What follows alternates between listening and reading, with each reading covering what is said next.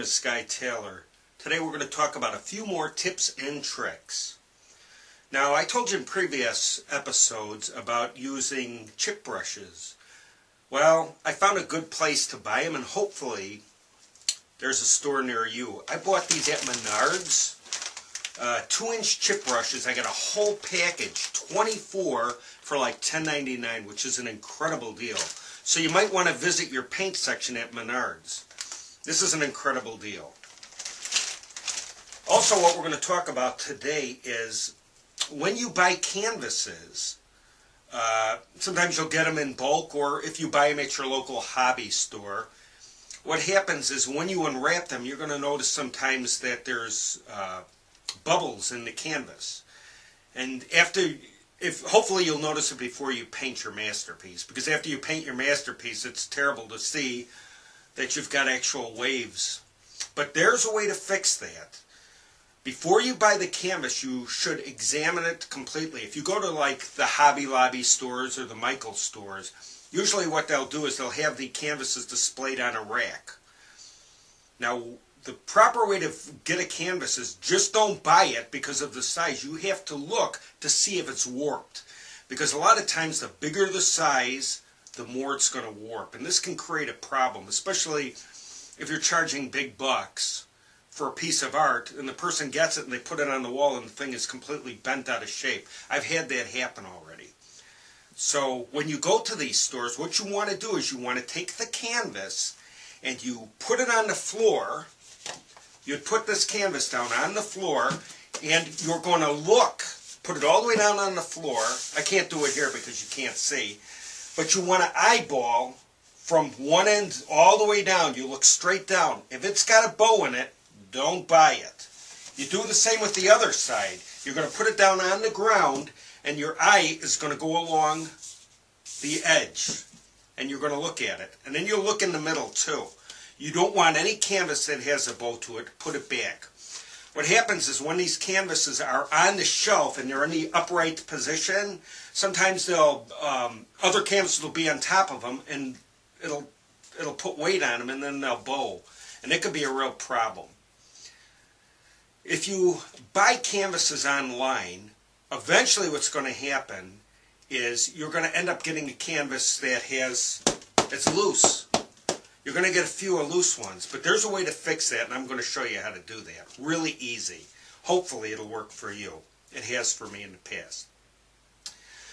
Another thing to remember is that when you are buying the larger canvas you buy, you have to have wood, the frame that will support it. Now, you don't want to buy anything past 24 by 36, now you're running into a danger zone because you don't want to buy a 3/4 inch thickness, anything past 24 by 36. Because chances are it's going to have problems with warping if the wood's not good. So usually as a rule, 24 by 36 is, I'll try to go to a 7/8 size. Now dickblick.com has 7/8 canvases. So if you get to 24 by 36, you're at a turning point. You can go 3/4 inch or you could go 7/8. It's kind of a crapshoot at that point, but anything bigger than that, you don't want to go 3/4 inch. The smaller canvases are usually okay. Okay, let's talk about this now. I got this canvas and it's really loose. I don't know if you can see it too well. I'm going to try to hold it up to reflect it in the light, but we've got a problem here. Now, how do we fix this? Now, I told you in previous episodes, I went to the dollar store and I bought a spray bottle. Cost me $1. Now, when you buy a spray bottle, you buy one with the opaque top, like this, a white top with a red. The opaque, they seem to be a little bit stronger. If you buy a clear one all the way through, they're usually not as good. I got this at my local dollar store. Dollar General ones are like really iffy. They just weren't that good. So Dollar General isn't the place to buy it as of this, unless they improve the quality. But anyways, here's what you do. You take it and you spray the back of it. Just like that. Get it good and wet. Now what we're going to do is take a hair dryer to it, which I'm going to do. Take a hair dryer and you blow dry it. Now you remember, this is cotton based. So what happens to cotton? It shrinks. So this is going to shrink. And if that doesn't completely solve the problem, usually by gessoing the front of it, you wet it down on the front too, and hair dry it, blow dry it I should say, and in the back, that usually will solve most of the shrinkage. It'll shrink and solve most of your bubble problems. But gesso on top of that will also tighten it up, because this is what we want to do. We want to tighten up the canvas. So what we're going to do is we're going to blow dry this, and we'll take a look at it. I'll show you what it looks like afterwards. Let me get a little close up and see here if you can see maybe the bubbles in that. And then we'll show you afterwards what it looks like.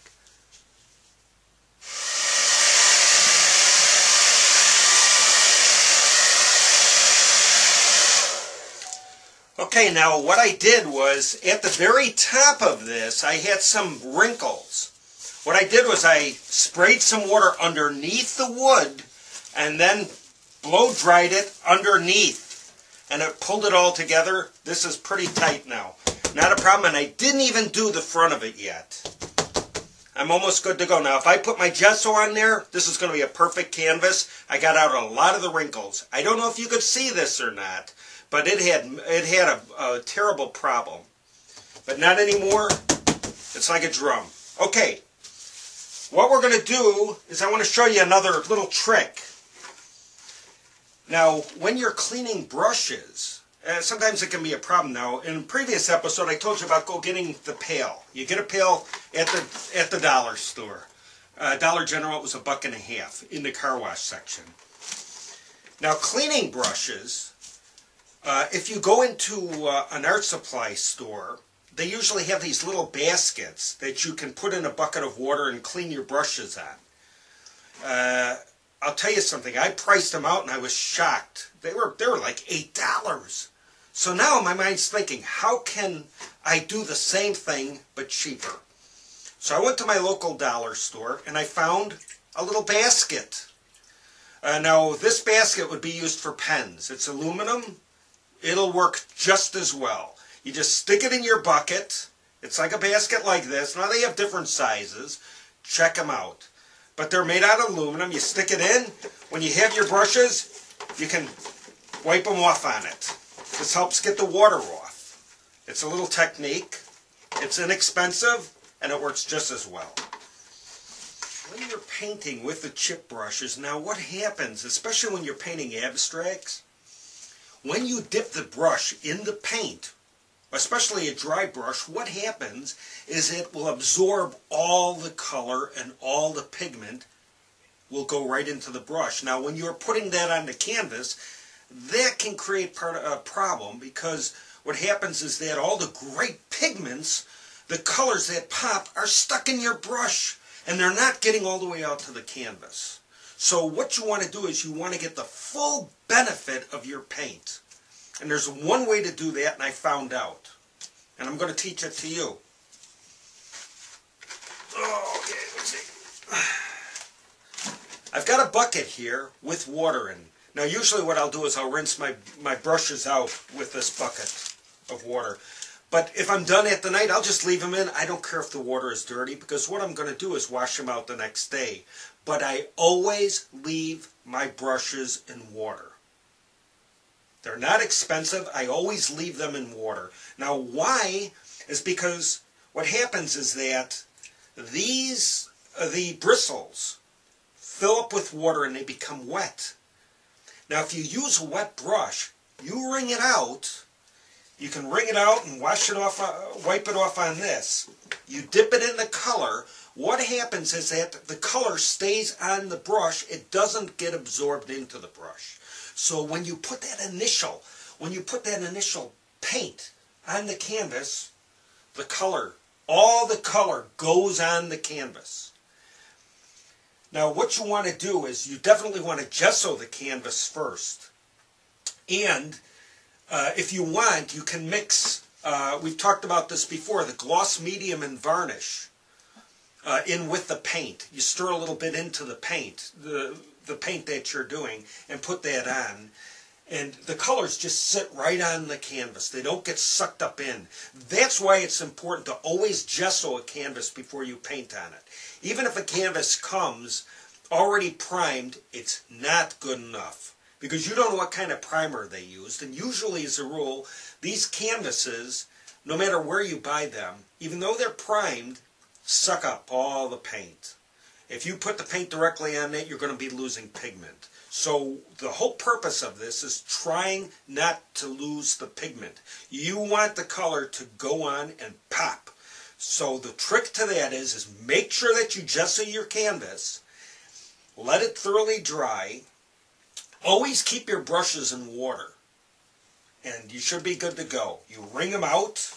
Now what I'll do before I paint, of course, is I'm going to throw this water up and get all fresh water, clean my brushes. But they sit in non-stop, 24/7. They always sit in water. This way they're ready to go at any time. Okay, now we've covered a few points here, and there's another interesting point I'd like to talk about. Now, as you can see, I created this masterpiece, or so I think it is anyways. Looks pretty good, huh? Most important thing on this painting? The signature.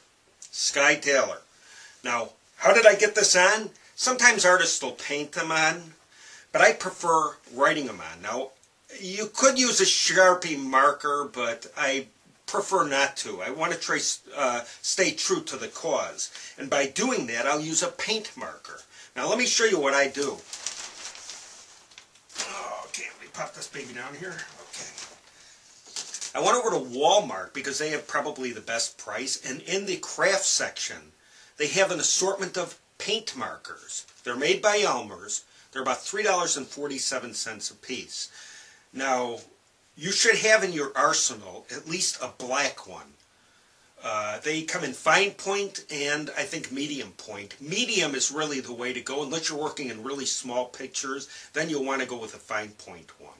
If you want to save even more money, you could buy their pack of like 5 or 6 for $10. They have an assortment of colors, but I haven't done that. Usually what I do is I'll buy a black one, a white one, and a silver one. And I think that covers, and a red one. In case, that seems to about cover all my needs. But 99% of the time I'll end up using just the black marker. So I go through a lot of the black. But they're not that expensive, and they do a wonderful job. They put that last final touch to your masterpiece. Thank you very much for stopping by, and I hope you learned a few things today, and we're going to be doing some more. As I come up with more ideas, we'll do some more videos, and hopefully these will help you. Thank you very much for stopping by. My name's Skye Taylor, and keep on painting.